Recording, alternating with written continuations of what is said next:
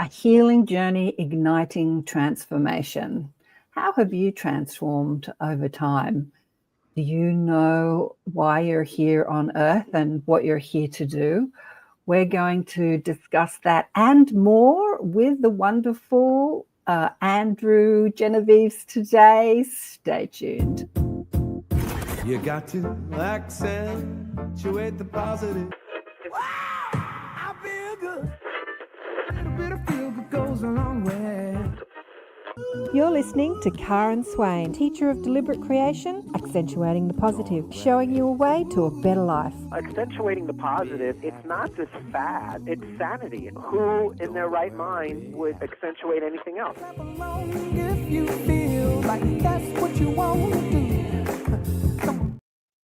G'day, and welcome to another show, Accentuating the Positive with Karen Swain on the United Public Radio Network and the UFO Paranormal Radio Network on 107.7 and 105.3 FM syndicated radio, coming out of New Orleans and the Gulf Coast in the US. And we're streaming on about 8 platforms today on StreamYard. And my guest today is Lionheart, Andrew Genovese. Welcome to the show, Andrew. Yeah, so happy to be here. Excited to dive in and see where we go, what transpires. So yeah, thanks for having me on, Karen. Andrew and I have just had a chat. Have I pronounced your last name properly? Yeah. Genovese? Yeah. Oh, I had another beautiful being on the show many years ago with the same last name. I've never met anyone with that same last name. Anyway, I didn't know much about Andrew. I met Andrew through Brandon Thomas from Expanding Reality podcast show. He invited me into a little group once, and you didn't actually say much at all. You were very quiet, but I just felt into your energy, and I'm like, wow, this guy's really interesting. I need to know more about this guy, but I actually don't know too much about you. And so we're going to find out together today. Discover some healing and transformation. There's the gorgeous Heidi. Just got home. She's like, yay, just got home. Hello, Karen and Andrew. Much love from Boulder. Thanks, darling one. We're going to find out together about Andrew. I think he's doing amazing things, but he's an American in Australia at the moment. Woohoo, you're down under. Yeah, it feels really special to be here. This was a pretty huge turning point in my life when I came here for a year in 2012 and 13.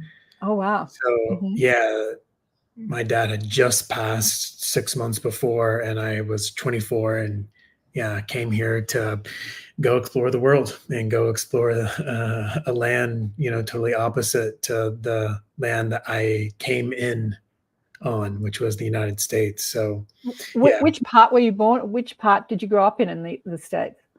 I was born in Torrance, California, in Los Angeles. So that's where I was born. Cool. Yeah. Yeah, well, let me tell you a little bit about Andrew. A sensitive nomad, never really feeling at home in one place, Andrew went on a search for more meaning, exploring and traveling the world. As he said, sounds like you started down under, you started in Australia, wanting to know more about other cultures and ways of living on Earth. And after some illness and a failed business venture, Andrew found that breath took him back home to self and more life. Andrew Genovese, known as Lionheart, I have another friend that calls his business Lionheart, is a visionary earth leader, shadow alchemist, rites of passage guide, humanitarian and breathwork facilitator, a fierce advocate for inner sovereignty and soul reclamation. Andrew courageously stood at the forefront during the global lockdowns, embodying his unwavering dedication to humanity. His passion shines through in every facet of his work, igniting transformation and empowerment to all who cross his path. And of course, as we've discussed, you do breathwork facilitation, shadow alchemy, rites of passage guides, and a speaker. We were having a bit of a chat before we went live, and I said, we get really cosmic on this show. Maybe we'll explore some of that cosmic stuff. But I'd love you to share your, hello, Alison, great to see you online. I'd love you to share your story. You've shared a little bit with me. It sounds like, you took off and came down under when you first started traveling in 2012, or had you been exploring the world before that? Yeah, the first place I ever went to was Brazil. That was the first country I ever went to, and at that time was like super foreign because I'd never been out of the US. And so, yeah, Brazil was like complete culture shock because the energy there, if you've ever been to Brazil, it's so big, it's so vibrant. The people are, I don't know, just animated, full of color. So that was what really kind of was like, whoa, I need to keep doing this. It kind of just like pulled me in. And yeah, it was like an integral part of my path, traveling and seeing the world. And only a few years later was the year I went to Australia. So I've been to Europe a couple times, to Brazil, Portugal, Spain, UK. But yeah, the Australia trip was like an entire year. So that was just really, really life-changing, allowed me to see just how much people work, how miserable people are, how little time people have off in the US. And yeah, just like how bogged down, like it's, yeah, I mean, the US, as we know, it's like truly like the epicenter of the matrix with really toxic food and the ultimate weaponization on the human form, in the US. So I think there's a big reason why, many ancient souls chose to incarnate in the US because of the level of density and attack on the human form. And yeah, I think being in Australia just really opened my eyes to, just another world, another way of living, just observing the Australian people and how much more common it was to meet someone that was like, oh yeah, I'm quitting my job, I'm taking off for 6 months. Like that was for Aussie 27-year-olds, 22-year-olds, 25-year-olds. And in America, that's insanely uncommon. Really? I did not know that. Oh, man. wow. To meet an American that's even been to, more than like 7-8 countries is, extremely rare. People don't turn 18, 19 and then just go, travel, or people don't just quit their job for 6 months and then just go Wow. take off to Europe or, Africa or South America for 6 months. It's just not a thing that people do. So when people hear that you went somewhere for a year, or, you went to Ecuador, Peru, and Chile for 6 months, people are like, whoa, like taken back because it's so uncommon, so. Wow, I did not know that. I'm just thinking back to my backpacking days when I was 19, backpacking, hitchhiking around the world. I didn't meet a lot of Americans, but that was like 40 years ago. That was a long time ago. And lots of Germans were traveling, lots of Germans. And we met a few Americans. We went to Auschwitz. Was it Auschwitz? One of the camps. And we were on a train going there. We met these 3 Jewish boys that were going, American Jewish boys. That was interesting, going into a camp with them. That was scary. But yeah, I did not know that about Americans. I thought they were travelers. That's so interesting. We are not travelers. People are, I mean, look, America is massive and has endless national parks and beautiful places. And it's deeply programmed into the people just to be kind of, it's in a bubble. Like I'm content seeing the couple states around me and, and that's it. So yeah, there are many, many millions of Americans that don't really even go even a few states over. They pretty much stay in their state, maybe the couple surrounded states, that's it. So when you say America has a lot of density and poisoning, like, do you mean because it's a Western country, so it's a modern country, like you've traveled the world, the majority of the world is what we call third world, where a lot of people are struggling in a lot of poverty, where facilities aren't as modern or as clean or as operate as well as maybe it's changed. I haven't done a lot of traveling for a long time, but so what do you mean by that America is, sort of suffering that? Just like in terms of density. Yeah. So if you take a look at the world and you see kind of the inversions and the infiltration, so much of it has stemmed from the UK, right? The Vatican, the United States is a very important, and what I've received is the most important piece to, the dark forces, if they would have taken over the US during the vaccine times, it would have been game over.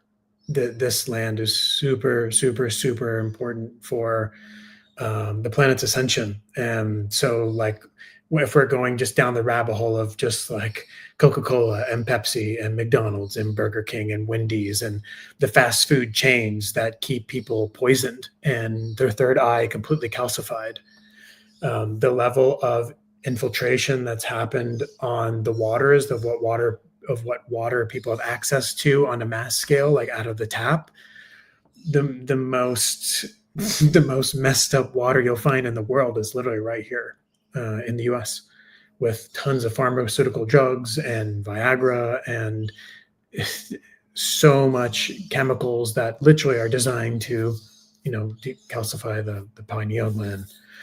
And as you start waking up, you're like, oh, wow, that's not a, conspiracy. It's obviously, it's cosmically designed that way.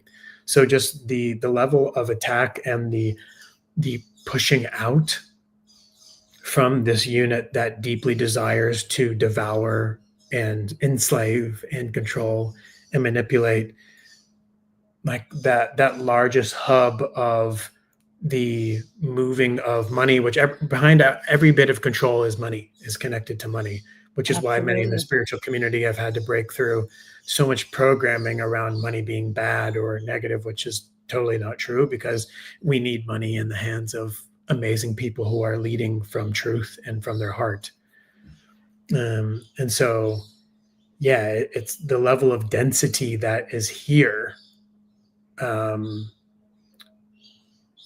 It's just such a deep rabbit hole, but the level of density that's been broadcasted out to all the other countries to also continue to get them to eat fake food and make them believe certain things. It's really been like a broadcasted signal frequency, much of it from this land. So yeah, this land's really, really important.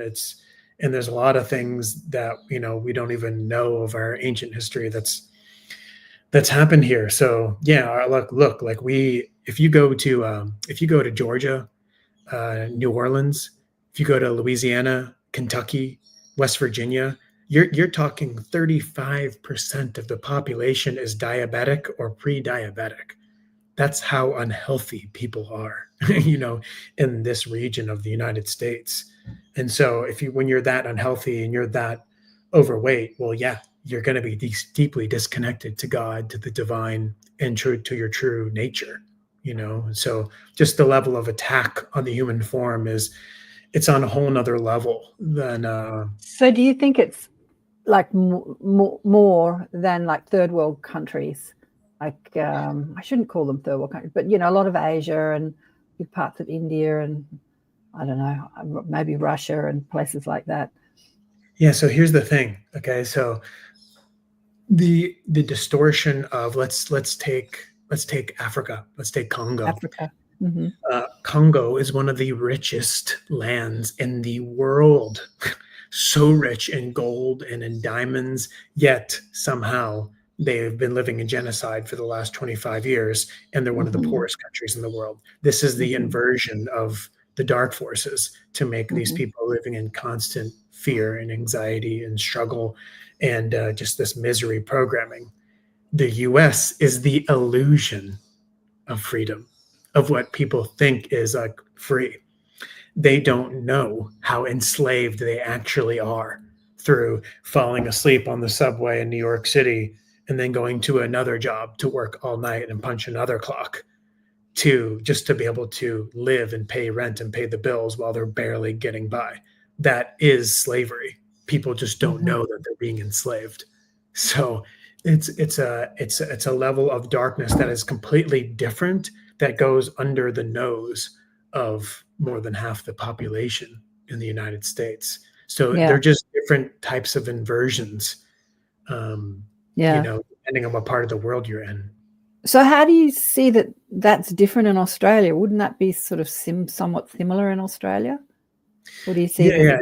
It is similar in Australia for sure. I mean, the price. I mean, look, the prices here. I literally was just at the grocery store, and literally a jar of granola was $42. No, What? I know. I heard some Americans complaining about the price of eggs being like $4, $5 or something. And up the road, the eggs I want to buy are $17 for a dozen eggs. Like, Yeah. and you're complaining about $5 eggs. Yeah, I know, it's crazy. Yeah, $5 eggs here. Where? They're like 15, No, in the 16, States. 17. Yeah, like the organic, free range eggs here are about $17. No, I was saying that I was listening to some Americans complaining that eggs were too expensive Right. at $5, and I was thinking, God, come to Australia. But Yeah. you can buy the caged eggs cheaper, but you don't want to do that. Yeah. Anyway. Yeah. I mean, yeah, they're going to be super toxic, tortured, and you're going to be eating that tortured energy. Yeah, the tortured Right. energy. Yeah. So you're just literally taking in exactly what the energy of those hens, right? It's just an exchange of energy. So yeah, when you understand energy, you're not going to go buy the eggs that cost $4 cheaper that are $12 instead of 17. That's what we're right at saying. Eggs are $6 to $7 in Florida for organic per dozen. Whoa, that's really good. Yeah. Anyway, the price of eggs. But So go on. So going off what you said, Karen, there is a similar energy, and one thing that's really unique about Australia is it falls into what I like to call like the five: Canada, US, South Africa, UK, Australia. They're kind of like the five countries that are really like looped in this dark, I don't even know what word to put around it, but for some reason, those five countries are connected. And so Australia also has the illusion of freedom.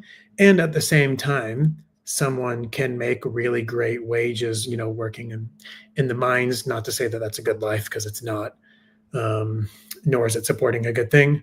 Whole other conversation. But like I noticed there were Australians that were in the matrix that had 8 weeks off per year. And to have 8 weeks off per year 10 years ago in the US is literally unheard of working in corporate America. So there's just a better quality of life in Australia. And at the same time, the prices here where I am have literally tripled in the last 5 years since COVID, since 2020. Absolutely. So Australia was the guinea pig. They were the guinea pig during vaccine times. They wanted to push the enslavement, the control, the manipulation on this very land first to see what they could do in all other parts of the world.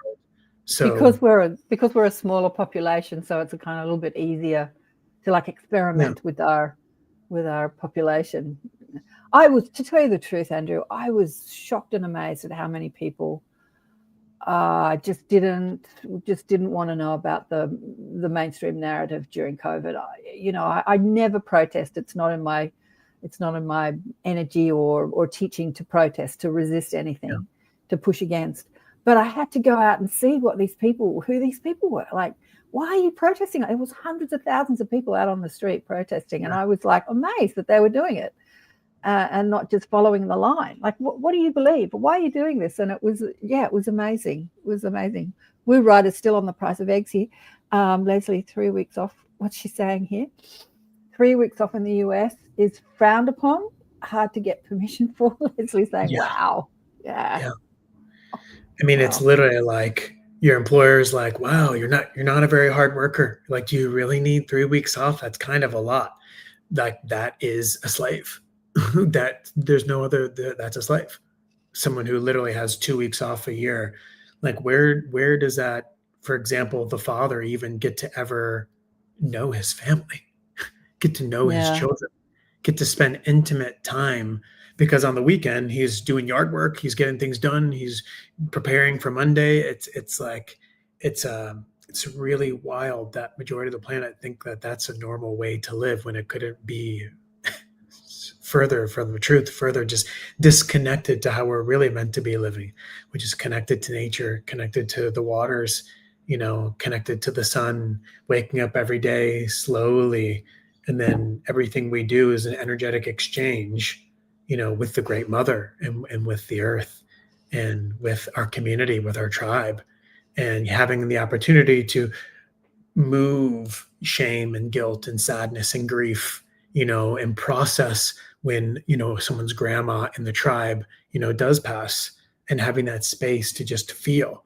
But in that society with 2 weeks off a year, you don't even get to process your best friend's grandma passing, who was like really, was super loving to you and was like a second grandma to you. You're just back into work and just on with it, because you Yeah. don't have time to grieve, because there's so many other things occupying up here rather than living from here. From your heart. Yeah. Yeah. Yeah, well, Andrew and I were chatting before we went live about him being down under at the moment. I didn't actually know that you had come down in 2012, and I was saying to him that the original people, the Indigenous people of Australia, the original people had said to me, or a couple of them had said to me that, because I always wonder why people come to Australia. I always quiz people because there's a lot, like even in my suburb, you never hardly hear an Australian accent. There's a lot of Poms, and Europeans, like there's a lot of travellers. And they often don't know. They follow a job or they follow a lover and then they stay. But the original people say that this is the land where the teachers come to learn, and then they take their teachings out to the world. That's part of the Indigenous culture here. So that kind of happened to you in 2012. You came down here, and yeah, you're on your exploring journey, finding out who you are and how you can help the rest of the world, right? Back in 2012. Yeah, I mean, that quote from,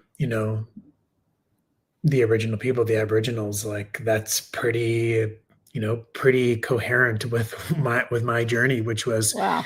during losing my dad, who was everything to me. And when he left, there was just like not even making any sense of what this life even was, because he was my favorite person on earth. And he was just a legendary man.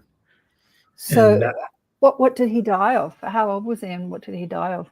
Yeah, he was 54, and he was driving young. to work, and he died right at the stoplight, pulling into work right before. So just like massive heart attack, just right on the spot. And if I didn't go on a road trip, I would have been sitting in the car next to him. So, thank God I wasn't, because would have lost it. And so, everything, my entire life, nothing was ever the same from that very moment. That was the spark of leading me into world traveling, questioning life, into everything coming to the surface to be felt and questioned and acknowledged. And so, it was a really pivotal, important time that year in Australia, and what it meant for me, which was really just observing space, a lot of space to reflect, trust, surrender, not knowing where I was meant to go, where I was meant to be. And just lots of suppressing my spirit, through an escapism, through so much alcohol, and so much just heavy boozing at the time. And but it was a very important year, because I didn't just dive straight into the workforce right after, university. I did what hardly any Americans do, which was after university, it was like, you got to go see the world. You got to go explore. Yeah. And that's what I did.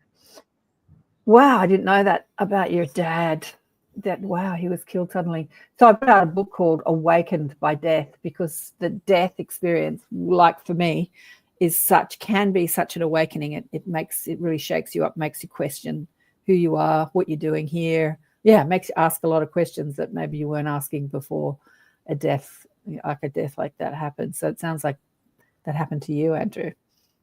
Yeah, totally. It was just like, it was the question of like, how could God be so cruel? Oh, wow. Yeah. Like, does God even exist? Like, how could God take this man that was loved and adored and like worshipped by so many people because of just how special his charisma was, and his ability to just walk into a room and light up a room of 2,000 people, and everyone just know he was in the room, because he was just so magnetic and just so special. So it made me go to those places, that just feeling angry at like this existence, which we know there's a much higher divine reason for all of it. And, as a soul, we choose exactly when we're meant to go. And that was his time to go for everyone around him, for me, to experience that depth of loss.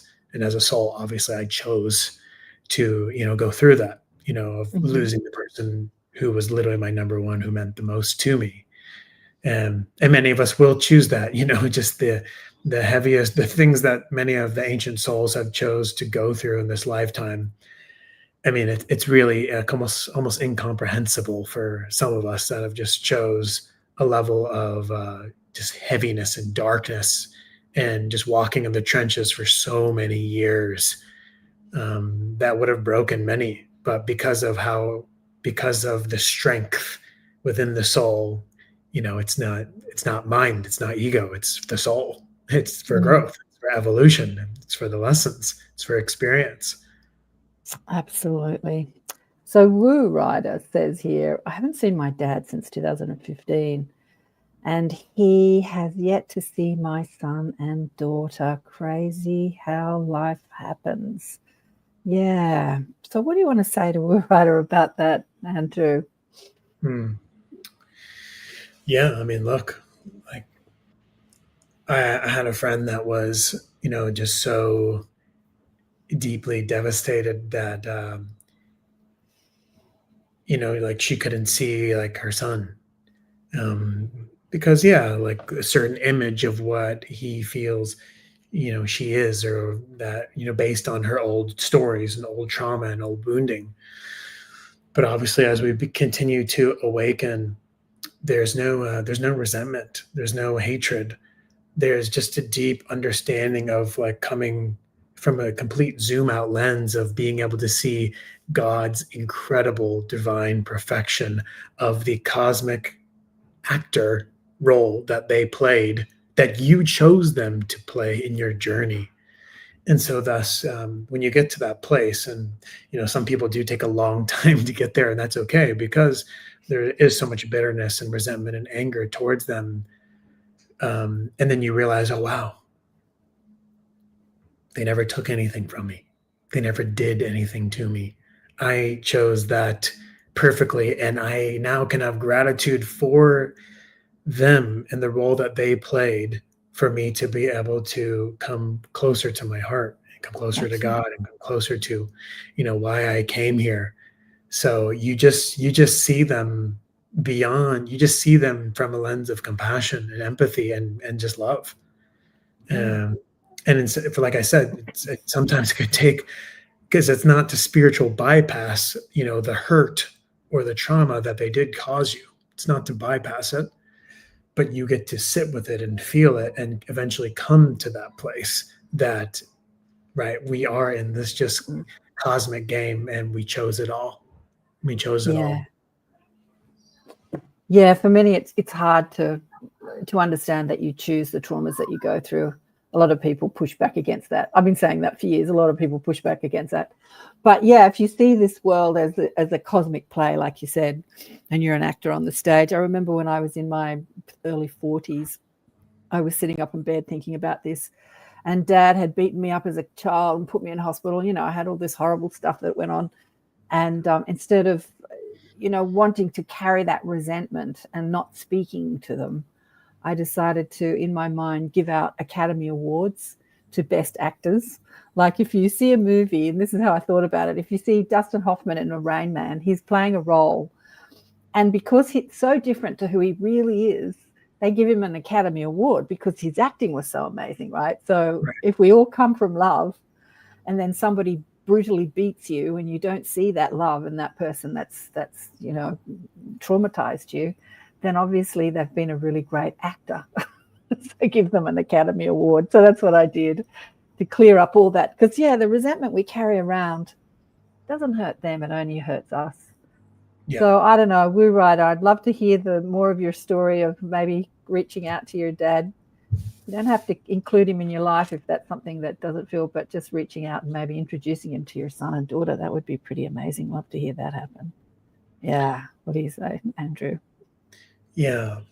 And, I think the most important place to be, the healthiest place to be for one spiritual journey is to know that there is a incredibly synchronistic, cosmically divine script that's already been planned, and to remain detached from what the outcome is. Because if we're like, no, I need him to see me, I need him to understand me, I need him to see why this all happened, or why it's just like, God, it would be amazing, it would be lovely if he did, and I'm okay if it doesn't play out that way. Yeah. That's the most powerful place to be. Yeah. I think that we get caught up with the roles people are supposed to play. I remember saying to my brother once, because our dad was really, angry and aggressive and not an awful person. He just had bouts of anger, and then the anger turned to violence. And then he got married to a whole slew of women, and we never saw him again. And my poor little brother was like, I said to him once, you have to forgive your dad. And he said, how many times do I have to forgive my dad? And I said, every time you feel anger towards him, that's where you got to go. And I said, instead of seeing him as the father that he's not, like expecting him to be that loving father that he's not, like that role, he's my father, he should do this and he should do that. Just see him as a soul that's on a journey, that's struggling and learning like you are. And I remember he said, oh, gee, I never thought about it like that. Because especially with parents, I know my daughter is doing it to me. You're the mother, you're supposed to do it like this, you're supposed to be like that. That we've got this image of what a father, mother is supposed to be, rather than seeing the other person as another soul leading a life. Yeah. There comes with a lot of story around who they were supposed to be and who they ought to be. And it's like, you're just talking about it, just inside that 68-year-old man is just a really hurt little boy.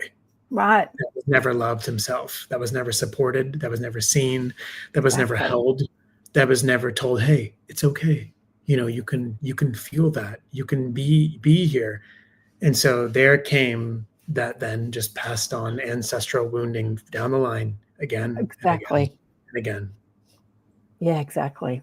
It's very karmic. We come into this, we play these roles with people in our lives, and we're working out stuff. It's like I was saying to Andrew before, I don't see my life as this one life. I see my life over generations, like over time, from beginning to end of my time here on Earth. We were talking about Atlantis and Lemuria. We'll get into that. And I see a lot of my future lives. But what's he saying here?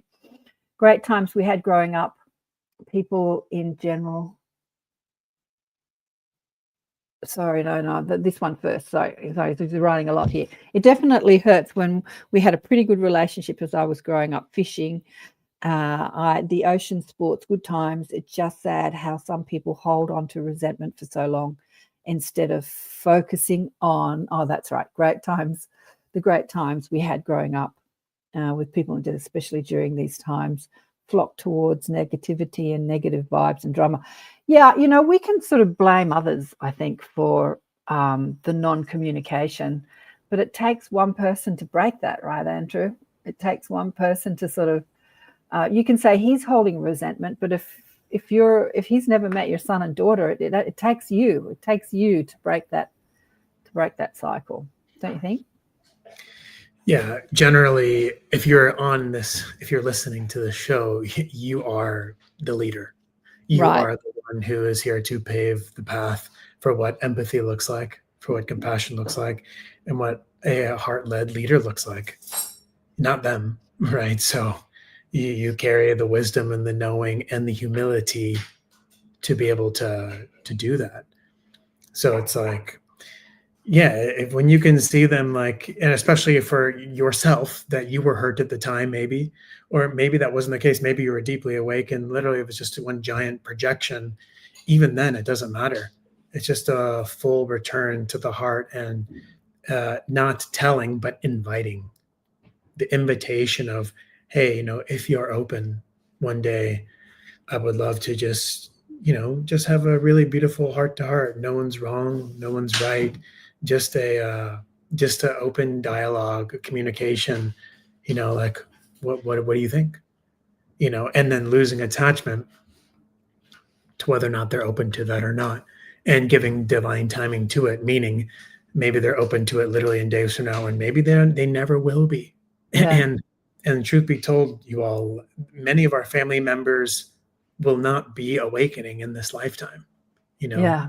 They will be transitioning at some point with, unfortunately, dis-ease in their body and disconnection and internal struggle. And that is part of this grand evolution on Earth, because not everyone is meant to survive. Not everyone is meant to go on into this new existence, into this new Earth, and that is okay, right? Because the soul is infinite, is boundless, is eternal. And that is what continues to carry on. Exactly. My father grew up in a wealthy family, and there was 3 of them. He had a brother and a sister. And for the most, when they were adults, they just didn't speak to each other over resentment and, fights about money and, whatever BS was going on.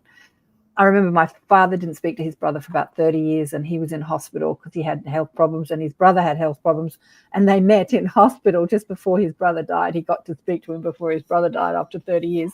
All this stupid crap that went on. Anyway, they all died. And from his 3rd wife, he has a daughter, and she has brought them all back. She's got these 3 kids, and they're all back, and they're all siblings again. All back to play it out all again. They're not in the same order that they were in, and they're not the same sex that they were before. But it's so fascinating. They're all little now, to see them all back to do it all again, because they were like, they just didn't get it in the life that was, my father's life, that held on to anger and resentment. As I say, it's very karmic, but they're all back as siblings. I found that so fascinating. But tell me, with your transformation, how did you turn your life around from hating God for taking your father away and only seeing the corruption in the world to feeling like love and light again, and wanting to teach people or remind people of their own sovereignty and connection to source? Yeah. Well, I was living in a tiny little surf village in Central America, in Nicaragua. And that's where I started my business, where I was working 2 jobs, 2015, 16, 17. And then, that led me to open up my backpackers hostel, which was, the dream. It was, looked so legendary to all my friends, thousands of friends that I'd met all over the world who were, Swedish, German, Polish, Danish, from the UK, from Canada, from all over the world. It was just like, whoa, Andrew's opening up a backpackers hostel. Like, this is legendary. And it was exciting. And at the same time, I knew it wasn't it. Like, something within me knew it wasn't it. And so, through the very, very toxic dynamic I had with my business partners, we were open for 6 months, was firing on all cylinders, was getting packed out within a month, 100% occupancy. And then, we had to close the hostel due to extreme political corruption within Nicaragua. Wow. Hundreds of people started being killed on the streets, and everyone who was being killed was all like kids, like 18-year-olds, 19-year-olds, 20-year-olds, all like university students. And so the energy within the country literally went from normal to like intense record scratch, like within days. It happened so fast. Everyone, all the backpackers, they left the country. They went to El Salvador, they went to Costa Rica, Panama, and it just changed literally overnight. And so, that led me to taking my 2 weeks off, which happened to be my 2 weeks off, divinely planned. And then I went through El Salvador and Guatemala, Nicaragua, all the way up to Mexico. And in Guatemala, I had a really, really profound medicine journey. And in that journey, stuff came online, connection to nature, connection to the root of all Mayan culture and like the land, and just seeing the mushrooms. I was like, whoa, like seeing its true cosmic design and like galactic, design, and why they are here. And it was one of the most profound, important days of my entire life.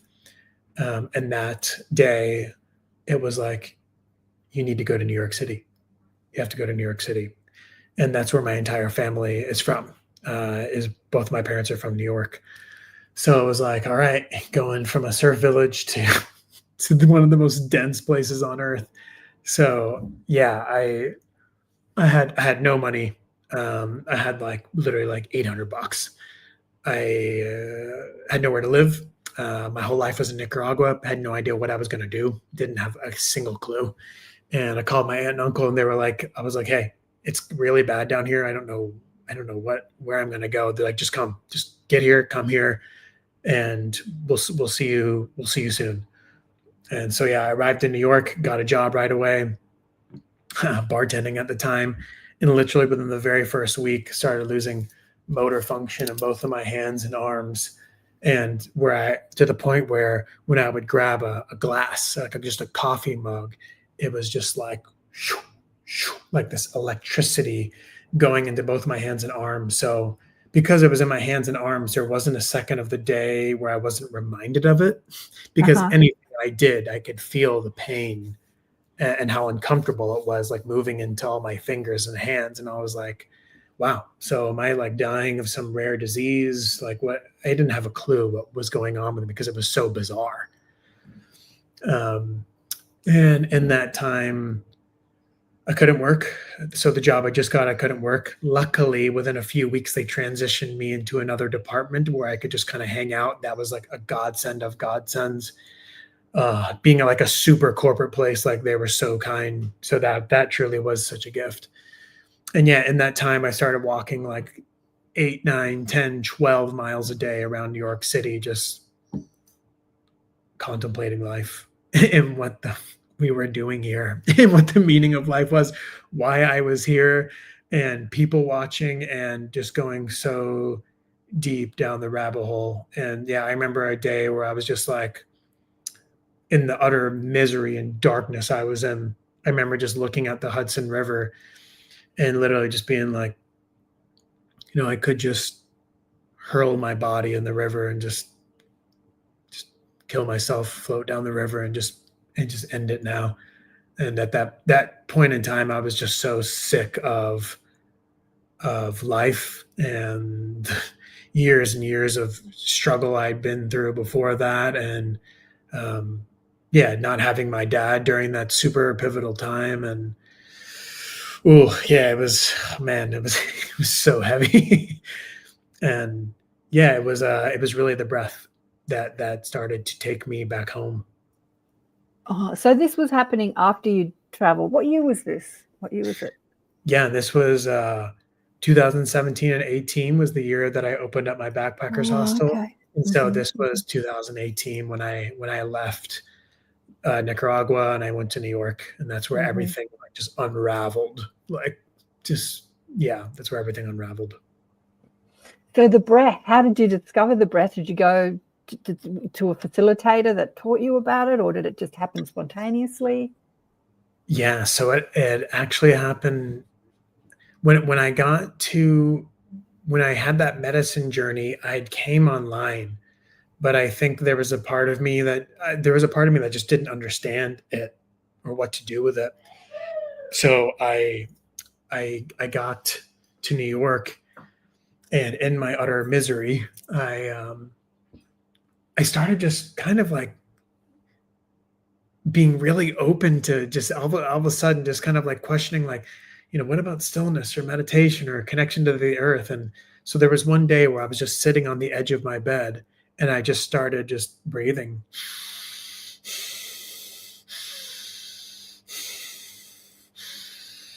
And after I did like 3 or 4 minutes of breathing, I started noticing my whole body was moving around in a circle, and I couldn't control it. My body was just moving.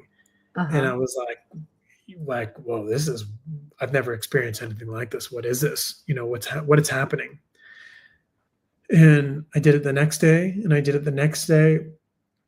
And I started noticing that it made me feel more calm and more connected. And then I was like, whoa, I don't really know what I'm doing, but I think maybe I'm like releasing something, or I was trying to piece it all together because I didn't really understand like what it was doing. So then I started just researching, and it was like, right, okay, so I'm like releasing tension, I'm releasing energy, I'm releasing emotion. Uh-huh.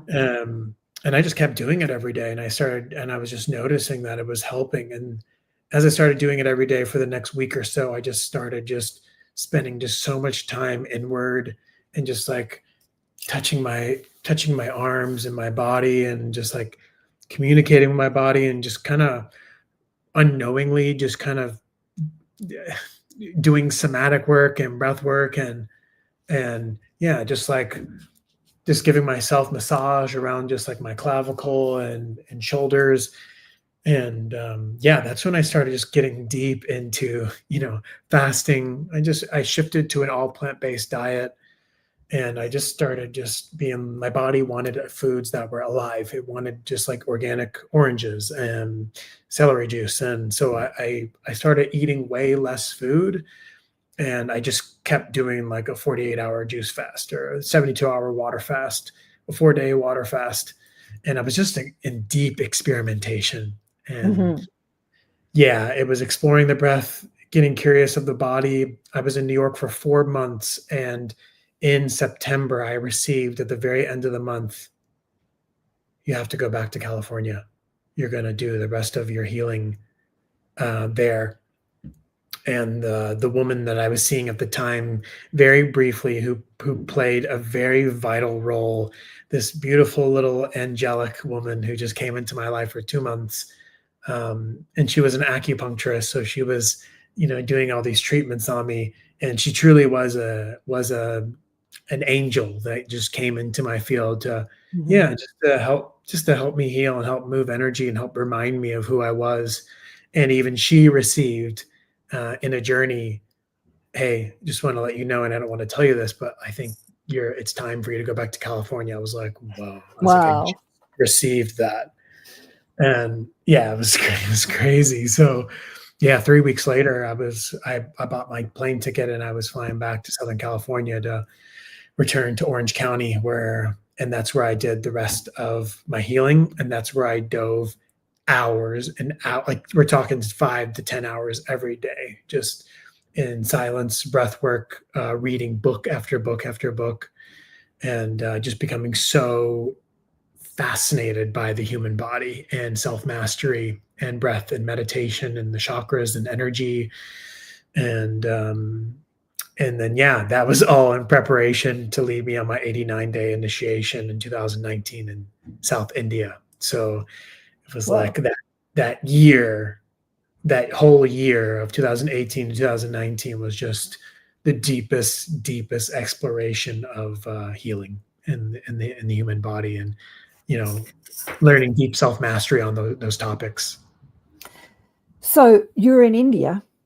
You spent a year in India doing deep personal transformation. I was in India for 4 months, but I went through an 89-day initiation of like 6 to 12 hours a day of breathing, silence, mantras, meditation with my teacher, Guruji.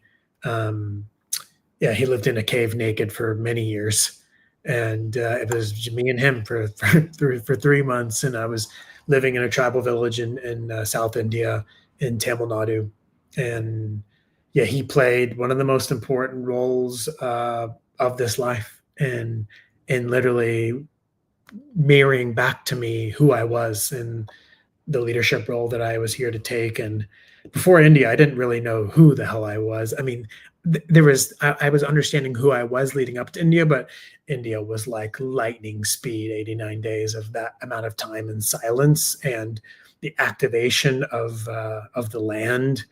And, Shiva Shakti walking this land, 10, 12, 14,000 years ago, very, very, very powerful sacred land.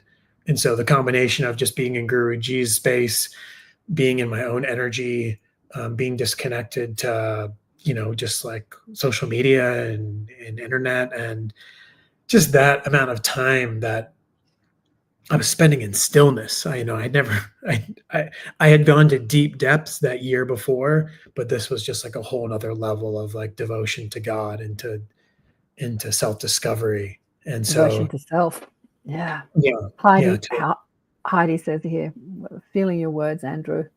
Mindful breathing techniques are a game changer. And what she's saying here, I was listening and cleaning up before my little light of joy gets home. Oh, my granddaughter. Oh, I'm glad you're listening, darling one. Yeah, wow. It is. It's the answer. You know, Mum dies at 50 of cancer, of complications of cancer. I'm 16. And my thoughts were, why do people get sick? How can you heal? Why was she such a miserable cow? You know, why was she so unhappy in her life? Lifelong quest to find answers to those questions. But that meditation and that stillness, to me, that's the answer. I reckon it's the answer to everything. Like whether you're experiencing trauma or health problems, if you just stop the world for a while and go within and find your connection to source and connection to breath. Yeah, to me, I've just carried that with me. Like if I'm ever diagnosed with cancer or any sort of trauma, that's where you go. That's where you go. That, to me, that's the answer. There are lots of people out there with many answers to overcoming, transformation. But for me, I reckon that's it. That's the answer. It's presence. It's presence.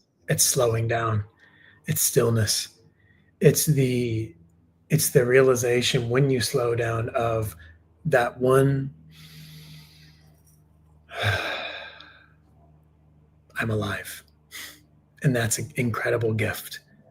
And how many years have I been going, believing, telling the story that things will never get better, that I'm not supported by God, that, you know, things are going to fall apart again. You know, the attachment to the old identities, the old DNA fragmentation, the old trauma looping of like things are the deepest belief of like, I'm not supported. Things aren't going to work out. And when we carry that belief, it's just manifesting the exact same thing over and over and over again. And the only way that we can realize that we're looping in those same stories that will continue to perpetuate the exact same unideal situation is just realizing that this life is electric and it's epic, and that we came here for a divine reason to bring forth a level of knowing and connection to God that is so beyond our comprehension in these years to come. And to be here on earth in this physical form is not a death sentence or a curse, but actually an insurmountable gift of life and the abundance of life, realizing the abundance of life. And we can't do that when we are being siphoned from this matrix system of go, go, go, do, receive all of your self-worth and your validation from everything outside of you, rather than insourcing deep acceptance, love, pure presence from I love me as I am right now. I accept me as I am right now. I look at the person in the mirror and I'm continuing to learn to love that person for every shape in her body, her face, her eyes, her lips, her shoulders, right? The parts of ourselves that we put in the closet that we deemed unlovable. Like we can't love those parts without one awareness, and we can't be aware if we're never still.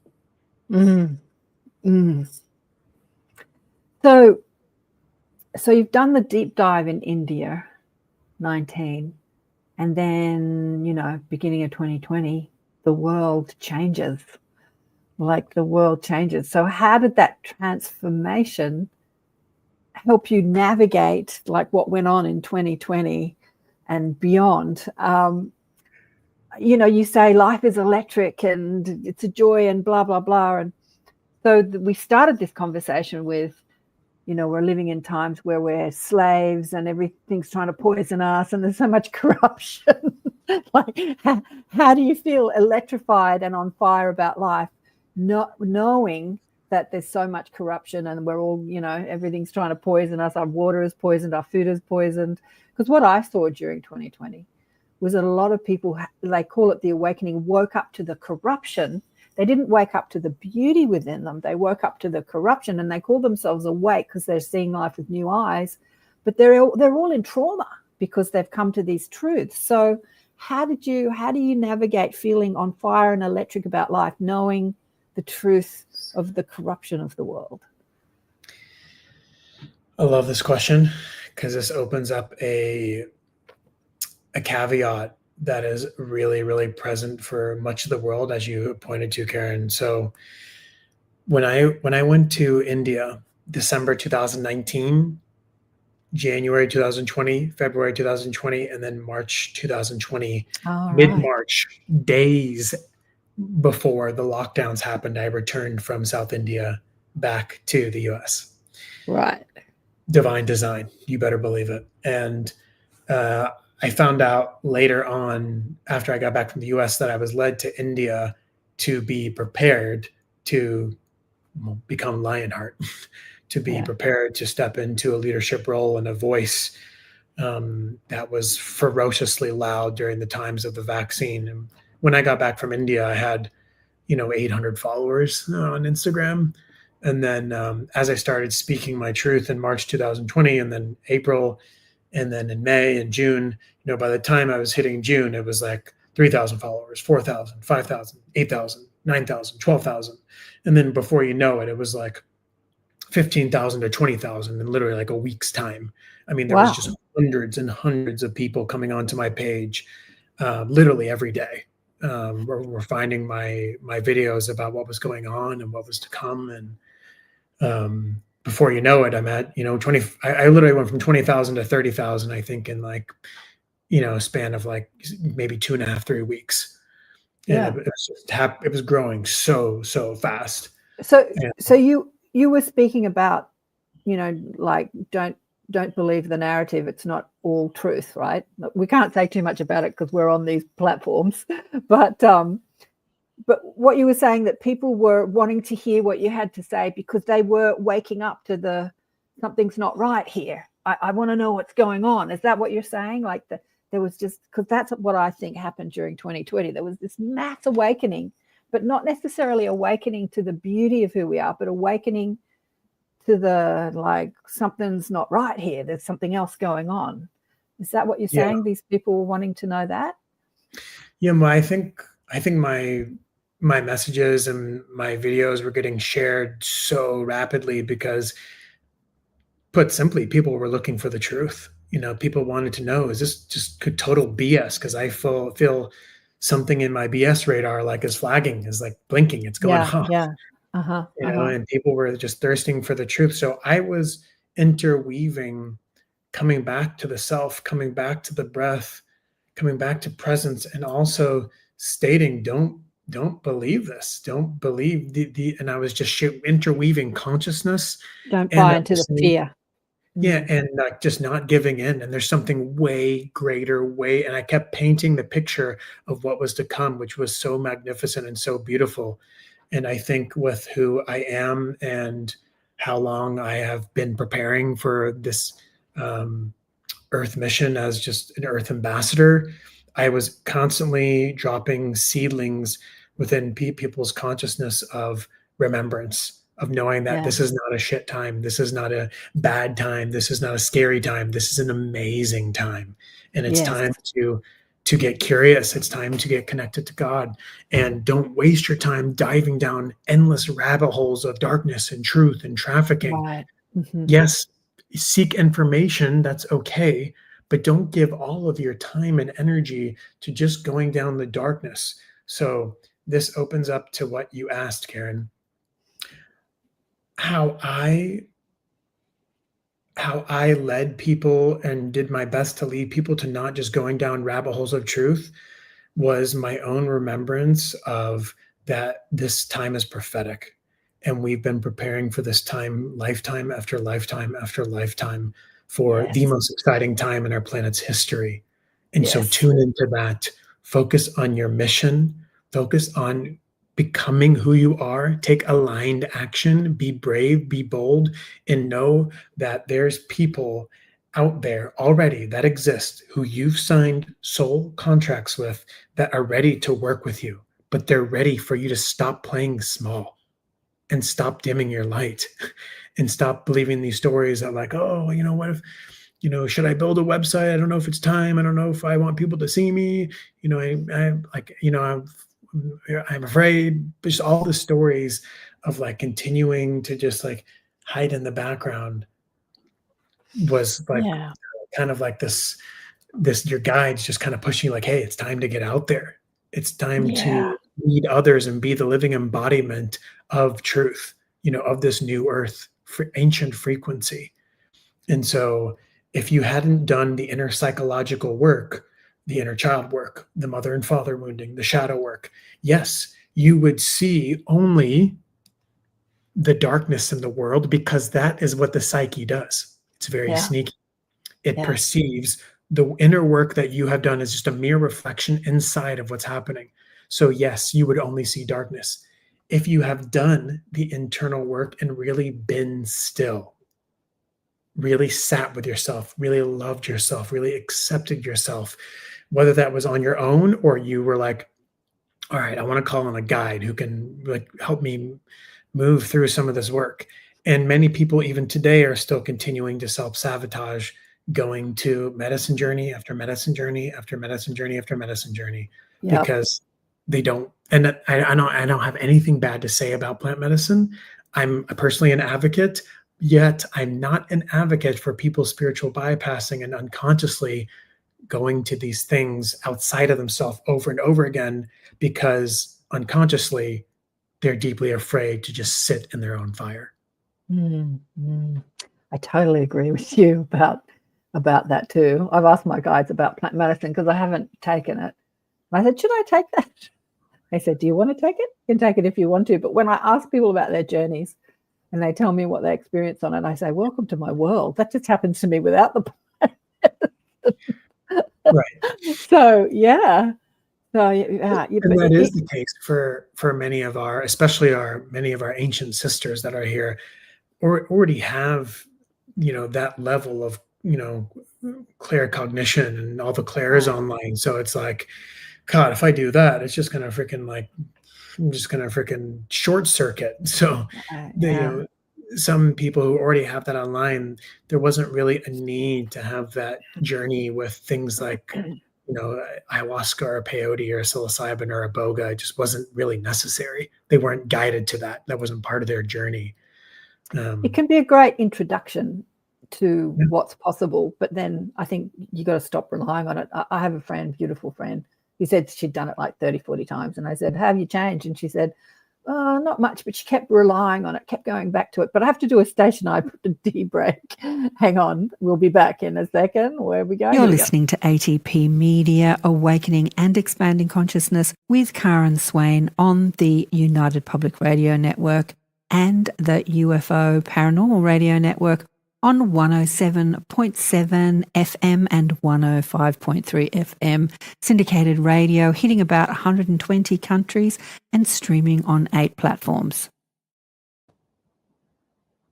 Today is Andrew Genovese, who is an American who's down under at the moment, down in Australia, and he's sharing his amazing healing journey and a New World leader, a New World teacher, activating the New World teachers.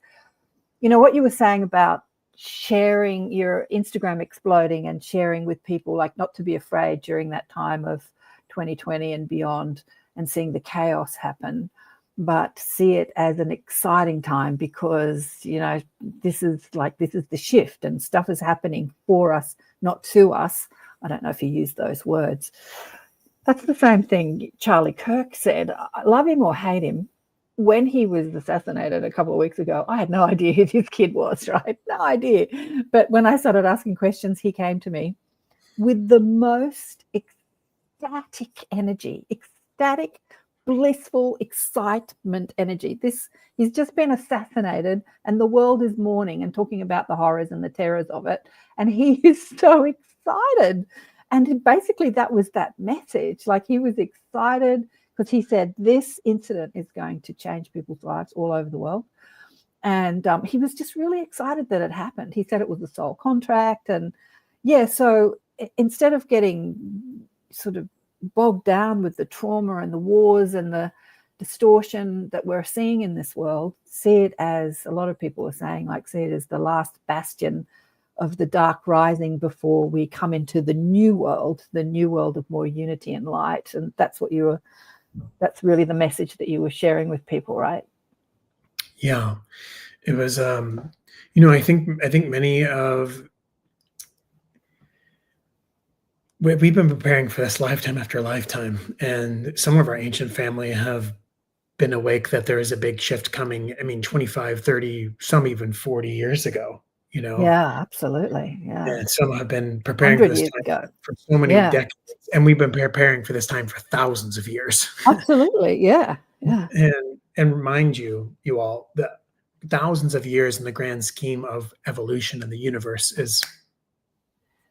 that's it. It's a blip. Exactly. It's nothing. So I think I just knew, I remembered why I came here. I remembered what was in head. I knew that we had to go through the trenches, so to speak, the sludge, the mess, the darkest parts of humanity had to be revealed to us and have to continue to be revealed to us in order to build heaven on earth. We have to understand fully how much we've been lied to, but not get lost in it. Meaning we're not just going down rabbit holes of the ins and outs of the Vatican and how human trafficking works. We want to become aware of it. We want to give it our energy, but we don't. But the primary focus of the energy is mission, service, love, becoming who I am. And ultimately, if everyone can continue to be like, okay, I was in fear today, but like, I'm just trusting. I'm trusting in God. I'm trusting in what's to come. And ultimately, many of the ancient, ambassadors are here to, because they carry that within them, they're continuing. They're here to continue to drop those reminders for people who possibly maybe don't carry that knowing as deeply, or maybe for people who just woke up literally like 12 months ago, and they're like, I just left my crappy job. I don't know what's going next, but I know there's something big happen, and like, I'm here for it. I'm curious, but they don't know how legendary what is to come really is. So, many of the ancient leaders and ancient ambassadors, they'll be drawn into their field to, help them remember. And at the end of the day, we're all here helping each other remember, and everyone is needed through this, grand shift of evolution. Some people have a small puzzle piece. Some people have a big puzzle piece. Some people have a medium puzzle piece. But the puzzle is not complete without all the pieces. Right. And so even the smallest puzzle pieces are deeply important, during this time. So it's a full-on, co-weaving. It's a full-on collaboration in order to take down this death cult that's been enslaving humanity for far too long. And so it'll take all of us to come together, during these times, and that's the times that we're at. All of us truly coming together and starting to collaborate in a way that we never have, and or not for a very, very long time. Yeah, hallelujah. I hear you. And Mish says, hey, Mish, how you going? He says, yeah, and some are just a puzzle. You're a big puzzle piece, Mish. Hilarious. And Susan says here, and yes, those of us who are healing and are remembering are spreading the light and energy. Absolutely. I've said this a few times on the show, but years ago, I did the last energy healing workshop I've ever done. I went down to Melbourne to do it. An American guy came out here, Matrix it was called, and I'd read his book. I'd stopped doing energy healing courses for years, like 20 years, but I loved his book, so I needed to explore it more. And I found a lot of older people were there. I'm now one of the older people, because this is like over a decade ago. And I asked them, what are you going to do with this work? Are you going to become a healer? Are you going to open up shop? And many of them said, no. I said, are you going to use it on your friends and your family, your animals? They said, no. And I said, well, why spend time and money, thousands of dollars doing a healing course if you're not actually going to do something with it? And they didn't really have the answer. But my guides, when I went to my guides, they said, you have to understand, Karen, that simply holding the consciousness of this work is enough to contribute to critical mass. And it's such an important, like, even if you don't open up shop as a healer or a teacher, like you're a retired grandma, but you're spending thousands of dollars on an energy, healing course, holding the knowledge and the consciousness around this work being possible is enough to contribute to critical mass. And I thought, yeah, right, that makes so much sense. Yeah. We don't all have to put shingles on our door and call ourselves healers, but just knowing how magic of life. Mish says, yeah, that's you, Mish. She says, interesting, Karen. Yeah, look, not everyone is meant to be on a Facebook. Not everyone's meant to have an Instagram account or grow an Instagram following. Some are here to be in the public eye deeply and really be a voice and be out there. And some, are literally meant to live on a mountain top in Switzerland and literally are just like, hey, have you heard of Justine? She like literally is freaking, doing the most incredible healings in this country, and you need to go see her. Right. But like she doesn't have a website, she doesn't have an Instagram, she doesn't have a LinkedIn, she doesn't have any of that. Mm-hmm. But she's holding the frequency of this new earth within her, and that is more than enough. Exactly, holding the frequency of new earth. That's exactly it. There was a beautiful singer that came out, oh God, again, over a decade ago.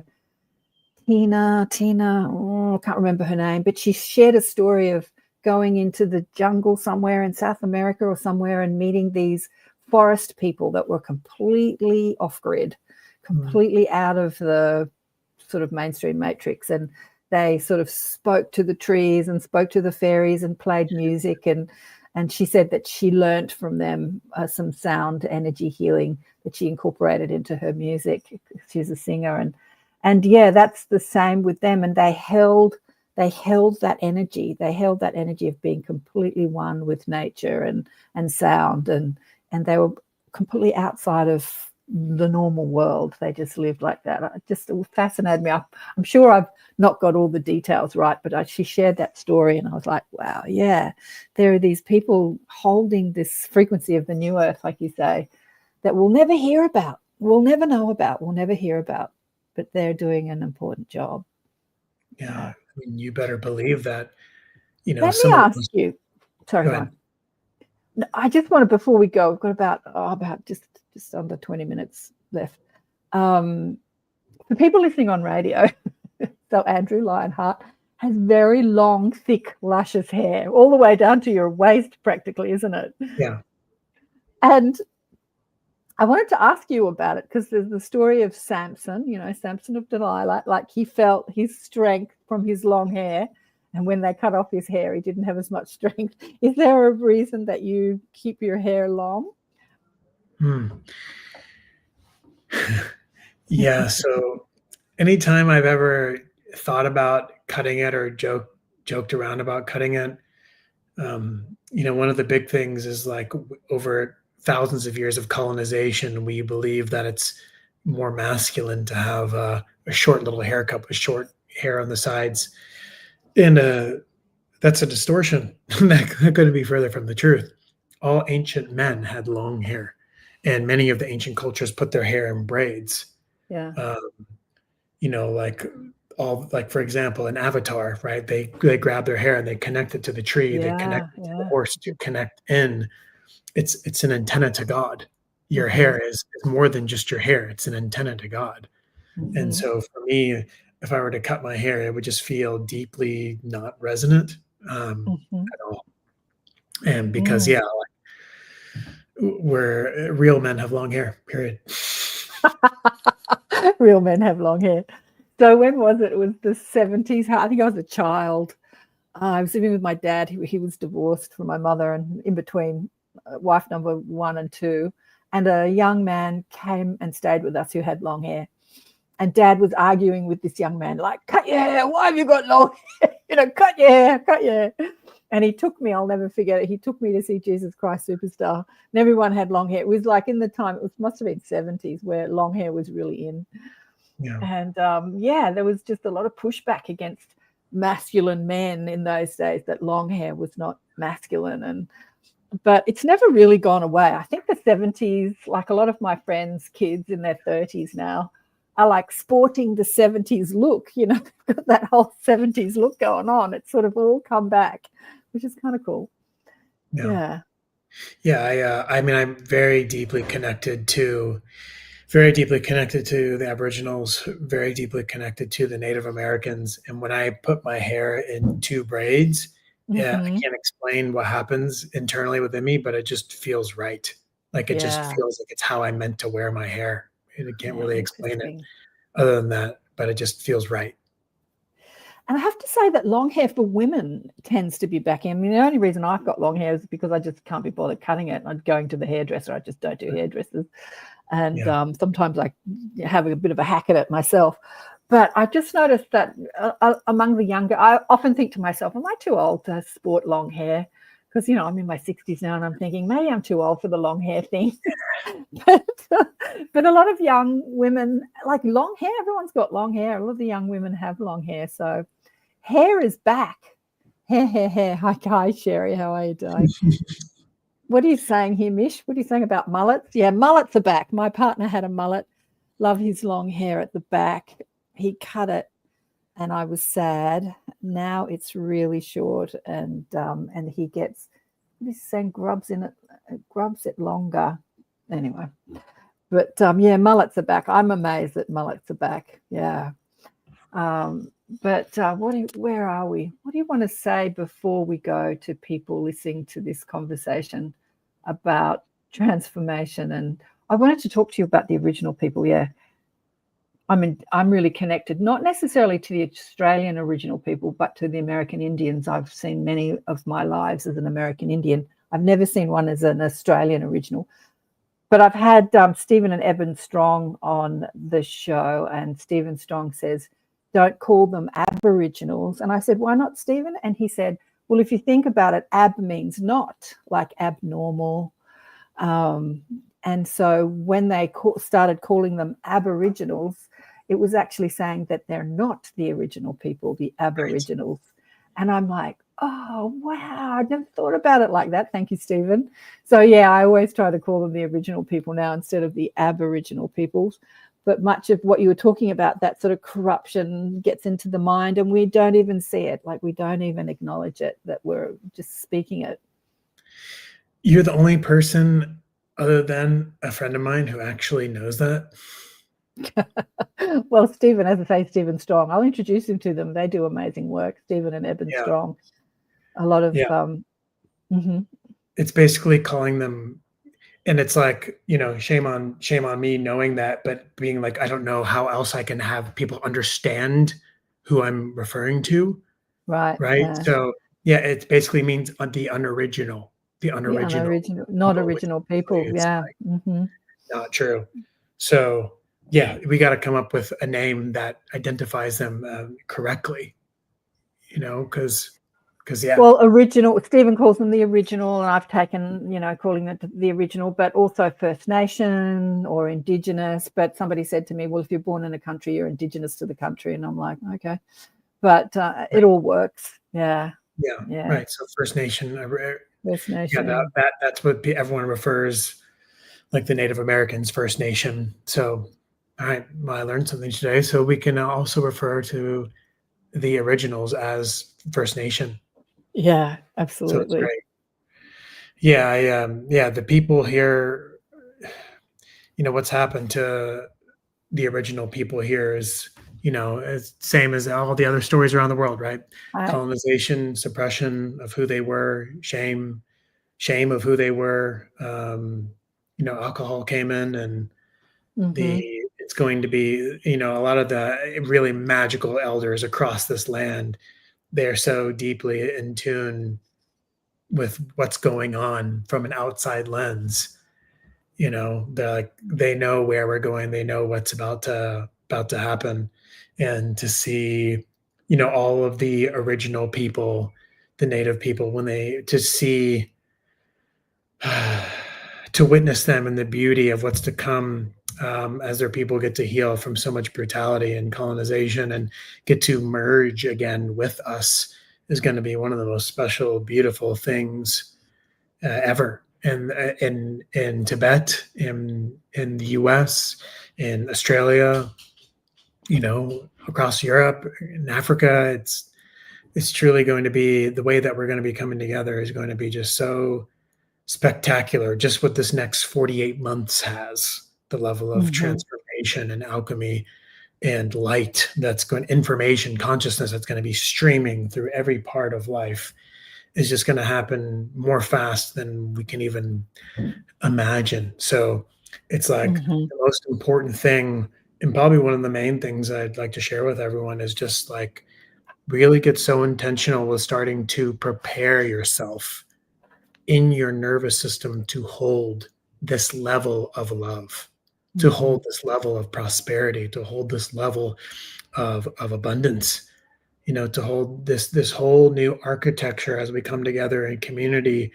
and just start finding each other again at such quick rates over these coming years. Many of our ancient family haven't met each other in person yet by divine design, but we're preparing for that. So know that you are an anchor. You have an important piece here. And the most important thing that you can do for me, for Karen, for your neighbor, for any of us, is literally know the kingdom of God within you.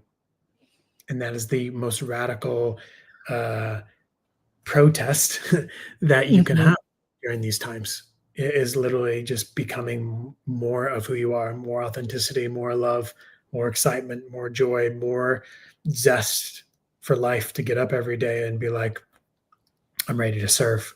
I'm ready to serve humanity, whatever that means for you. I'm ready to serve, and I'm excited to, and I'm ready to, ignite this planet with the knowingness that I carry within me that isn't coming from an external source. Yeah.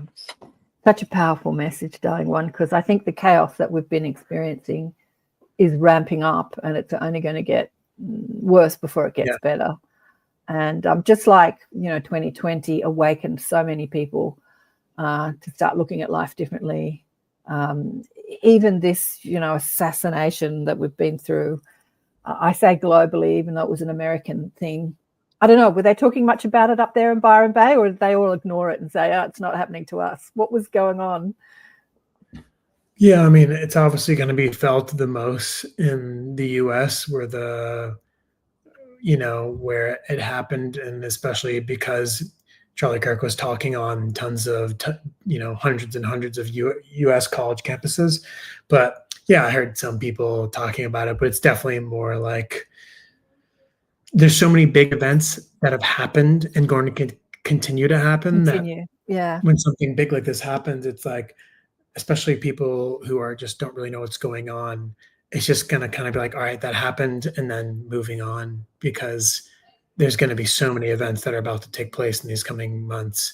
And it's going to be a lot for all of us, but it's going to be a lot for the people who have no idea what's going on and continuing to try to suppress, so, through the distortion, through the chaos, we are simply just here to be the frequency holders, the frequency holders. Just hold the frequency of not attaching to the craziness that's happening, but just viewing it as if you are literally like a hawk on a branch, a couple 100 feet above, just like seeing it, but you're not getting emotionally charged. You're not letting it siphon you. You're literally just like, you can feel the sadness, you can feel the grief, you can feel the anger, but you carry the awareness to not hang on to it for days or even weeks, right? So you move into it and through it and come back into your heart, focus on your mission. Yeah, beautiful. Well, I was amazed because, as I said, Carol Ann and I from Ethereal Encounters, who has a show on this network, there's Carol Ann, Ethereal Encounters Unveiled, we're just about to do a show. We have another show called Elevate, where I answer questions, and a couple of gals and I get on there and yak away. And she said, I'm devastated because this thing had happened. And I'm like, who's Charlie Kirk? And as I said, then he came to me and he explained the whole thing to me, like why it happened, the whole ramifications of it. And as I was watching it unfold, across the world in the last couple of weeks, I was amazed to see that there were big groups of people in Sydney coming out for Charlie Kirk vigils. And I'm like, people know about Charlie Kirk in Australia?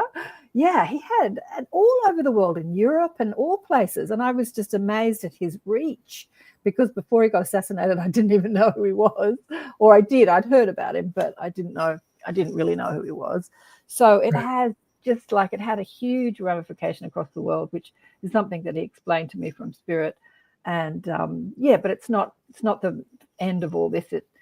There's like more like stuff like that coming. There's more stuff coming. Yeah.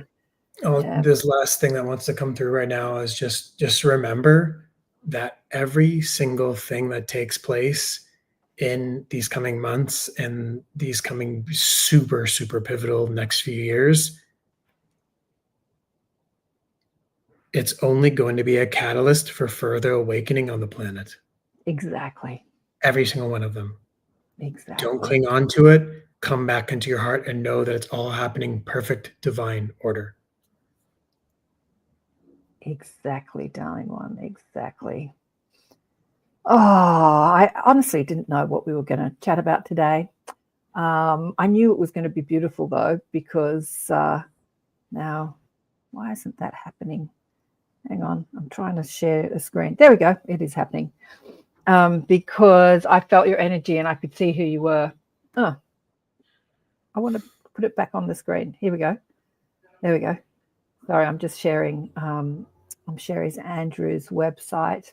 If you want to find out more about Andrew, I'd love to know what you think about how Australian audiences have been interacting, connecting with your work. Are you finding Australian audiences very receptive of what you've got to share with people? I suppose you're up there in Byron Bay. They're much more receptive than maybe the big cities, but your vibe attracts your tribe. Yeah, I think because of my connection to the native people here, there's something within my frequency that has drawn in a lot of Australians since the very, very beginning when my work started growing in 2020 and 2021. So, yeah, I think I just feel a really deep connection to the land here, the people, and there's a lot of people that have been in my sphere that are from here that since the very beginning. So yeah, I think so. Desley says, beautiful man, gentleness is strength. Yes, he is beautiful, isn't he? He's up sort of near your way. Desley's in Queensland. He's closer to you than me, Desley. Yeah, well, thank you for blessing us with your presence down under, and you're doing amazing work, and it's been an absolute joy and a pleasure to speak with you today, Andrew. It's just been really amazing, and hopefully you will come into the cities. I think it'd be great for you to bring your energy and your work into the cities, Sydney and Melbourne. Have you been across to Perth? Have you ever been to Perth? It's a small city. I lived in Perth my last 5 months when I lived here in 2012 and 13. So yes. Oh, wow. Absolutely. Cool. And are you going to visit it this time round with this trip? You're going to go back there? Yeah. I mean, I've had people ask me, hey, are you going to come to Melbourne? Are you coming to Adelaide? Are you coming to Perth? Right. And I just keep saying the same thing. Like, I'd like to, and if I'm guided to, I will. But I feels like I'm meant to be anchoring in the frequency in this area. So it's possible I could come to Melbourne, Adelaide, Perth, but again, I think it would be later at the end of my trip if it comes through. It hasn't come through yet, so we'll see. Yeah, Mish says you're coming to South Australia. Where are you, Mish? Are you in Adelaide, in South Australia? It's a big country. It's a big country. It takes a while to get around, the States. Not quite as big as the States, but a big empty country. And just before we go, we've got 2 minutes to go. What's your, how do you, because as I said to you back about 20 odd years ago, I used to put on live events every Monday morning showcasing New World teachers. And I often ask people, a lot of people came from overseas, what they thought of the energy of Australia. What do you think of the energy frequency of Australia compared to the rest of the world? I have had some of the four of the most activating weeks of my life returning here. Mm-hmm. So for me, it's been incredibly expansive, and I'm really just tuning into the deep awareness of the incredible magic that's meant to happen in this Northern Rivers area, which is why thousands of people have moved here from Adelaide, from Magical. Perth, from Tassie, from Yeah. New Zealand, and come to this area to grid in these new earth frequencies that are meant to be in Byron, which is the meeting place. It This is the meeting place. meeting Yeah. place. Yeah. That's what that's what the original people called it, the meeting place. So there's something very magical and sacred. While it's changed a lot, Byron Bay, so much. It's not the quiet little hippie town it was when I was here 13 years ago. But mark my words, there's going to be incredible magic coming here to this land right here. Yeah. Yeah. Yes, I have to say, we've run out of time. It's a beautiful place, Australia. Come down under. Those people that are overseas, got quite a few Aussies online. Heidi, you're in the States. Thank you so much, beautiful man, for blessing us with your presence on the show and in this country. It's been an honour and a joy to speak with you. And thanks everyone that's been online and all your questions. I think all your comments, I should say. I think Brandon's coming up. I think Brandon's coming on the show next week. I have to check. But love to you all. Big love and thanks for watching. Bye for now.